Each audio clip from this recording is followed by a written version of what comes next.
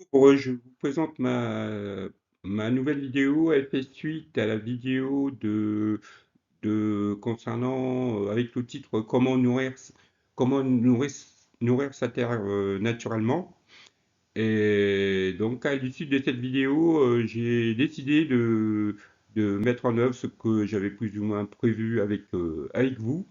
C'est de bâcher déjà tout autour de ce plan. Donc, parce que là, je suis attaqué en permanence par les chiens dents. Moi, j'appelle ça du gazon sauvage, hein, qui poussent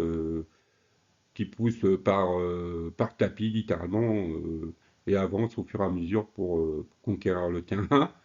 Donc, c'est une espèce de lutte naturelle, hein. C'est pas une lutte armée. C'est une lutte pour la nourriture, là. Donc, c'est une lutte qui est assez saine, hein, je pense. Et donc, voilà, et j'ai bâché tout autour, comme prévu, sur une bonne largeur pour pouvoir arrêter littéralement le, ce tapis. Et donc, en fait, j'ai vraiment pris la sécurité de bâcher. Avant de bâcher, j'ai regardé vraiment si, à la lumière naturelle, hein, du soleil, euh, si je voyais encore de la lumière passer, en fait. C'est mon seul système qui est le plus simple, c'est de regarder. Vous mettez votre bâche face au soleil et vous regardez s'il y a la lumière qui passe au travers. S'il y a la lumière qui passe au travers, ben, c'est même pas la peine. Faut faire un doublon, hein. Faut doubler la bâche. Et donc, c'est ce que j'ai fait. Et en espérant que ça va porter ses fruits, on met plus de chances de son côté, en fait, en faisant ce genre de système. Et, euh, Et donc, ben, parce que il faut prendre toutes les précautions qu'il faut, parce que ben, une plantation de potager, ça dure quand même, avant d'avoir des récoltes, c'est quand même une histoire de 3 à 4 mois, hein. Et bon, si à la fin des 4 mois, on se rend compte ben, qu'on n'a pas grand-chose, ben, c'est un peu dommage, mais en même temps, c'est un travail de longue haleine, hein. C'est la nature, il faut composer avec, il faut que chacun a sa place. Donc, ben, les chiens dents, ils ont leur place et moi, j'ai aussi mes plans de consommation, hein, doivent aussi avoir leur place entière. Et donc, c'est à moi d'agir là-dessus. Et c'est ce qui me paraît naturel, hein, c'est la nature. Il faut qu'il y ait une harmonie dans la nature. Il ne faut pas non plus qu'il y ait une différence énorme entre les éléments. Donc voilà, des éléments conquérants et d'autres qui sont plutôt soumis à la conquête. Donc bon, là, je m'évade trop loin. Et donc, en fait, là, je remonte encore la terre qu'il y a en dessous du potager, hein, il doit être la terre d'origine que j'ai mise là. Je vous ai déjà expliqué dans la vidéo, dans la vidéo qui fait suite. Donc, en fait, sous cette, ce potager-là, en fait, c'est la terre qui est comme ça, en fait. C'est de la glaise. C'est vraiment de la glaise à l'état pur. Donc, il n'y a rien qui pousse, y a rien qui pousse là-dessus, quoi. Donc, la seule solution, ben, c'est d'amender naturellement au fur et à mesure du temps, pas sans être pressé. Et puis, ben, en rajoutant ben, tout ce qui me tombe sur la main. Là, par exemple, il y a là, c'est des taupes qui ont fait leur petit trou. Ben, ce que je fais souvent, ce qui m'arrive, hein, ben, je récupère cette terre-là. C'est vraiment de la terre qui a bien été décomposée par les taupes, etc., puisqu'ils ont creusé au fur et à mesure. Et ben, cette terre-là, je la récupère. Elle me sert aussi pour le potager. Mais bon, après, je vais pas non plus me mettre dans l'idée de faire de faire d'élever des taux pour pouvoir avoir de la bonne terre. Je pense que c'est c'est un peu tiré par les cheveux. Et donc, voilà. Et, euh,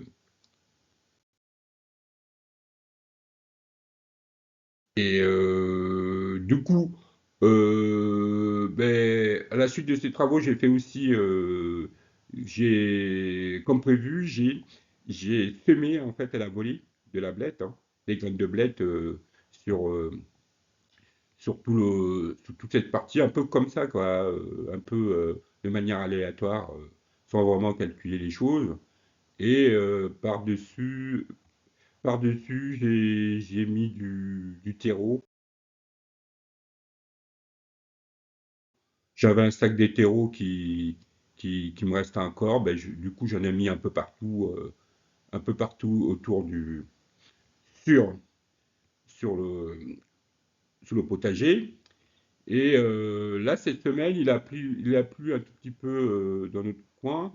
Et aujourd'hui, il pleut, donc ça va naturellement arroser, ben, arroser les graines. Et puis, bah, je vais bien voir ce que ça donne. Au niveau, franchement, des pommes de terre, comme je l'ai dit dans la première vidéo, bah, j'y crois pas trop. On sait jamais, hein, parce que les pommes de terre, pardon, j'en ai pas planté ouais, depuis 2 ans ou un an, je sais plus exactement. Et en fait, ce plan comme je l'ai encore expliqué dans la vidéo partie 1, la vidéo originale, ces plants-là de pommes de terre, c'est en fait c'est des restes que j'avais laissés en fait sur le plan là, je les avais laissés dedans parce que c'était pas le résultat n'était pas très probant et du coup ils ont repoussé quoi ben, après l'hiver ils se sont mis à repousser, ben, tant mieux. Oui, et puis ben, là, j'ai plutôt dans l'optique parce que de semer à la volée de la blette là-dessus, parce que la blette qui est quand même beaucoup plus résistant et pousse un peu partout, peut pousser sur n'importe quel terrain, à condition qu'il y ait quand même du carbone, hein, le terrain soit carboné et azoté bien sûr. Et donc, euh, ben, tant mieux. Là, celle-là, elle pousse, hein, et il y en a peut-être deux ou trois qui traînent sous ce potager-là. Et c'est ça qui m'a donné l'idée en fait de continuer ben, à m'en occuper. Sinon, c'est un parterre vraiment que j'ai laissé un peu à l'abandon. Je mettais un peu de tout dessus, quoi. Tout ce qui me servait pas, je le foutais là-dessus, j'en mettais un peu partout. Mais je me suis rendu compte quand même que ce qui m'a fait le plus peur, c'est que quand j'ai euh, quand j'ai décaissé, j'ai enlevé les chiens dents. En fait, quand j'ai commencé à faire mes parterres en lasagne et que j'avais décaissé le sol avec l'épaisseur de la couche des racines des chiens dents là, c'est quand même, les racines, ça forme une espèce de maillage, un maillage d'une épaisseur oui, je dirais pas, de 5 centimètres. Et vous pouvez rien planter dessus par chez nous, hein. Et c'est ça qui m'a donné aussi la puce à l'oreille en me disant, bah oui, mais si je le laisse comme ça, dans l'état, ça va être rempli de chiens dents et je pourrai rien en tirer du tout, quoi. Donc il va falloir recommencer le travail à zéro, faire du système en lasagne, etc. Donc là, c'est vraiment, je pars sur un système qui est vraiment 100% naturel, qui est amendé dans le temps. Il y a le temps qu'il faudra. Donc, je pense que c'est un travail qui va prendre beaucoup de temps. Je m'en fous puisque j'ai d'autres parterres que je pouvais voir dans d'autres vidéos qui sont beaucoup plus productifs parce que j'ai vraiment mis toutes les conditions nécessaires pour que ça marche à tous les coups. Et et avec tout le plastique que j'ai mis autour, je pense que ça pourra quand même, ça, ça va faire l'affaire, ça va faire l'affaire. Mais mon seul travail là-dessus va surtout concerner en fait tout ce qui est les restes des petits gazons, des chiens-dents là, il y en a un peu là, un peu partout. Ben, il va falloir que je fasse attention. Régulièrement, ça prend pas trop de temps, peut-être une ou deux fois par semaine, de les arracher et que les blettes et des pommes de terre ben, colonisent tout ça.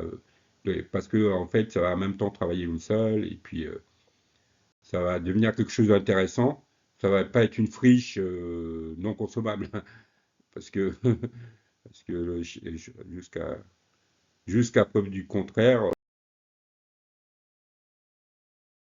les chiens dents ne se on peut pas se nourrir de chiens dents.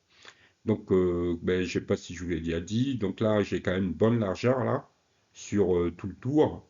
Donc je pense que ça va vraiment tout isoler d'ici 6 mois. Je pense que ça va être vraiment, ça va devenir intéressant. Je vais être content, je vais avoir gagné cette, ce combat contre les chiens dents. Même si maintenant, c'est entre les chiens dents et le parterre, on a mis un protocole. Le protocole de non-agression, c'est bah, c'est cet entourage de bâche. Hein. Donc chacun maintenant est dans son coin et personne n'agresse l'autre. Donc et je pense que c'est la bonne solution. C'est comme ça dans la nature. Il faut toujours être conciliant avec les éléments. Donc, ce qui est une bonne chose. En fait, ça permet à chacun d'avoir bah, de trouver son, son, son bonheur, comme on dit. Et puis voilà. Et bah, le long du mur, je vous avais déjà expliqué. Là, j'ai tout le temps aussi des ronces, etc. Mais ça, il va falloir que je m'en occupe. Et ben, les bâches vont s'en occuper. Mais les ronds, c'est encore pire, quoi. C'est des racines qui peuvent plonger à 2-3 mètres du sol. Vous le coupez au ras du sol. Ben oui, il va repousser parce que la racine, elle est restée vraiment. Il faudrait presque causer à 1 mètre du sol pour pouvoir l'arracher, quoi. J'en ai eu l'expérience. J'en ai eu l'expérience sur les autres parterres, là. Et oui, c'est une aide permanente, mais il faut savoir aussi prendre le temps et puis mettre tous les moyens pour pouvoir le faire désherber, mais rapidement, quoi, pas y passer la journée, etc. Je pense que c'est la meilleure des solutions. Beaucoup de gens vont dire oui, ben ton terrain n'est pas productif parce qu'il y a ceci, cela, mais oui, mais bon, il faut quand même tôt ou tard ben, s'en occuper un peu pour avoir ben, une récompense après. C'est ça qui est bien. La nature vous récompense toujours par vos efforts et c'est ce qui m'intéresse. Et puis c'est une bonne façon de vivre en fait. C'est une leçon de la vie. Voilà, c'est pour ça que j'aime faire le potager. Et je vous expliquerai dans une autre vidéo pourquoi je me suis mis au potager.